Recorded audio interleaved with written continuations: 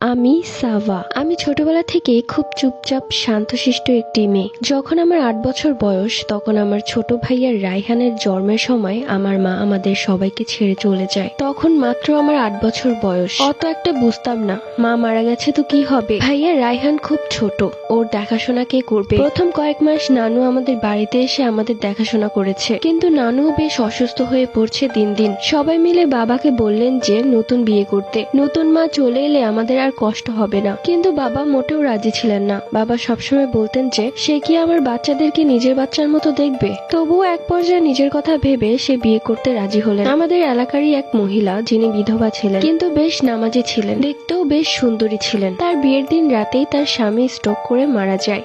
এরপর তিনি আর বিয়ের পিঁড়িতে বসেননি। বিধবা হওয়ার পর সে তার ভাইয়ের বাড়িতেই থাকতো, কেননা তার বাবা মা নেই, অনেক আগেই ইন্তেকাল করেছে। তার ভাইয়ের কাছে আমার বাবার বিয়ের প্রস্তাব দেওয়া হলো। যদিও তার থেকে আমার বাবা বয়সে অনেক বড়, তারপরেও তার ভাই অনেক বেশি খুশি হয়ে রাজি হয়ে গেলেন। হয়তোবা নিজের বাড়ি থেকে আপদ বিদায় করতে চাচ্ছিলেন। আর কেই বা নিজের বিধবা বোনকে ঘরের মধ্যে রাখতে পছন্দ করবেন। দেখতে দেখতে বাবার বিয়ে হয়ে গেল, কোনো প্রকার ধুমধাম ছাড়া। হুজুরের মাধ্যমে বাবার বিয়ে হয়ে গেল। বিয়ের পর তিনি বাড়িতে এলেন। আমি খুব অপছন্দ করতাম তাকে, কেননা সে আমার মায়ের জায়গা নিতে এসেছে, আর আমি কখনোই তাকে আমার মায়ের জায়গা দিব না। আমার মায়ের জায়গা কেউ নিতে পারবে না, কেউ না। কিন্তু যখন সে আমাদের বাড়িতে বিয়ে করে আসলেন তখন সে আমাদের সবাইকে আপন করে নিলেন, বিশেষ করে আমার ভাইকে। সে যেন নিজের ছেলের মতোই আদর করতেন। নিজের ছেলের মতো বলছি কেন, সে মনে করতেন তার পেট থেকেই জন্ম নিয়েছে। মিথ্যা বলবো না, সে আমাকেও অনেক বেশি ভালোবাসতেন, অনেক আদর করতেন। কিন্তু আমি তার সাথে কথাই বলতাম না। নানুকে সবসময় বলতাম, এই মহিলাটাকে আমাদের বাড়ি থেকে বের করে দাও, একে আমার সহ্য হয় না, আমার মায়ের জায়গা নিতে এসেছে। নানু আমাকে সবসময় বোঝাতো,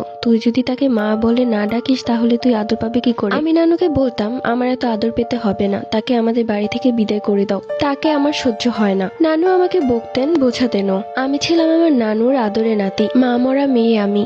নানু আমাকে মায়ের কষ্ট বুঝতে দিতেন না। যখন আমি নানুর কাছে থাকতাম তখন যেন কোনো কষ্টই আমার আর কষ্ট মনে হতো না। আমাদের ছাদের পাশেই রুম, 2 রুম, একটা বারান্দা, ডাইনিং, এবং আরেক পাশে আছে বিরাট বড় ছাদ। এক রুমে আমি ঘুমাতাম, আর অন্য রুমে আমার ভাইকে নিয়ে সে মহিলা আর আমার বাবা ঘুমাতো। একদিন রাতের বেলা আমার মায়ের কথা খুব মনে পড়ছিল। আমি ফুপিয়ে ফুপিয়ে কাঁদছিলাম। কাঁদতে কাঁদতে আমার অবস্থা অনেকটাই খারাপ হয়ে গিয়েছিল। তখন মনের ভেতর অত একটা ভয় ডর ছিল না। ঠিক করলাম ছাদে গিয়ে একটু হেঁটে আসি, ভালো লাগবে। আসলে আকাশের তারাগুলো দেখলে মায়ের কথা ভুলে যায়। নানু বলতো মা নাকি আকাশের তারা হয়ে গেছে, তাই আমি মাঝে মাঝে আকাশের তারাগুলোকে দেখে মায়ের কথা মনে করতাম। আস্তে আস্তে আমি ছাদের গেটের দিকেই যাচ্ছি। ছাদের গেটটা ভিড়ানো, হালকা খোলা আছে গেটটা। সেই ফাঁকে আমি দেখলাম বাবার দ্বিতীয় বিয়ে করা স্ত্রী ছাদে নামাজ পড়ছে। পার্ট 2।